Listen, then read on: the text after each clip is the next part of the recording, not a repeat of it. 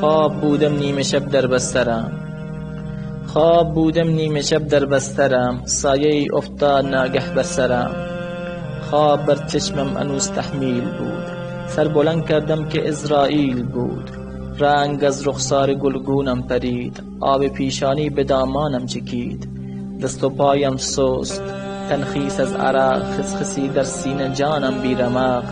التماسش کردم و گفتم امان، گفتم دست از خدای آسمان. زندگانی بر سرت پایان گرفت، از تو باید این دقیقه جان گرفت. گفتمش مال و منالم مال تو، تا رها یابد تن از چنگال تو. گفت نه، هنگامه هجران توست، آنچه داری سهم فرزندان توست. سالا از عمر خود دادی هدر، از گناهان کاش می کردی حذر. آن همه فرصت چه کردی تا کنون، حال فرصت از کفت آمد برون. کن ودا با خانمان و زندگی، رو به عقبا با چنین شرمندگی. گفتم اشهد، جان من تسلیم شد، روح من دست ملک تقدیم شد. سخت جانم را برون آورد ملک، نالم افتاد در گوش فلک. لاشه‌ای دیدم ز من در بستر است، چشمهایش بست و گوشش کر است. صبح شد دیدم عیال و خانمان، آمدم بر بسترم گریه کنان. دخترم میزد به صورت کی پدر، زود بستی از میان بار سفر. آن طرفتر خواهرم خون میگریست، داد میزد این مصیبت چیست. یک نفر آمد لباسم را درید، آن دگر گفتا که تابوت آورید. غسل میت دادنم خیشان من، در کفن پیچیده کردن جان من. سوی قبرستان روان کردم مرا، اهل منزل صد فغان کردم مرا. زین پس از آنان سرایم دور بود، بعد از اینها منزل من گور بود. بردنم در قبر، نهادن در لحد، قبر شد منزلگه من تا ابد. خاک را بسیار بر من ریختن، خود دعایی کرده و بگریختن. آن زمان من بودم و تنگی گور، ظلمتی گسترده بی یک ذره نور. ناگهان آمد صدای گفتگو، دو ملک مغضوب دیدم روبرو.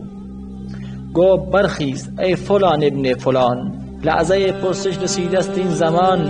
اولین پرسش بگو رب تو کیست، دومین پرسش بگو دین تو چیست، سومین پرسش که بود پیغمبرت، کو نماز و روزه و حج اکبرت. مانده بودم در جواب آن دو من، مهر خاموشی مرا بود بر دهن. رب نمی شناسم نکردم طاعتش، دین نکردم پیروی یک ساحتش. بی جوابم چون بدیدن آن زمان، بر سرم کوبیدم با گرز گران. آنچنان گرزی که آتش در گرفت، شعله آیش گور من را برگرفت. وا مصیبت این چه آل است ای خدا، ناگهان آمد به گوشم این ندا. بنده من حب دنیا داشتی، عمر جاویدان به خود پنداشتی. حب عیش و نوش و ثروت بود تو را، پیروی از نفس و شهوت بود تو را. بر نماز خویش کاهل می شدی، روزه می آمد تو غافل می شدی. دست یاری با شیاطین داشتی، بی خیالی از بر دین داشتی. غافل از یاد خدا بودی کنون، از عذاب سخت کی آیی برون. در غل و زنجیر کردن پای من، پس نشان دادن به من مهوای من. یک در از دوزخ برایم باز شد، ناله و درد و فغان آغاز شد. زجه ها کردم خدایا الامان، شعله‌ای برخاست بند آمد زبان. آه دیدم ناله ام بی حاصل است، دیدم آنجا منزل این جاهل است. آرزو کردم که ای کاش این زمان، بر بگردم ساحتی را در جهان. تا تن از دوزخ دمی راحت کنم، بی نهایت سجده و طاعت کنم. آرزویم بود این اما چه سود، راه برگشتی برای من نبود.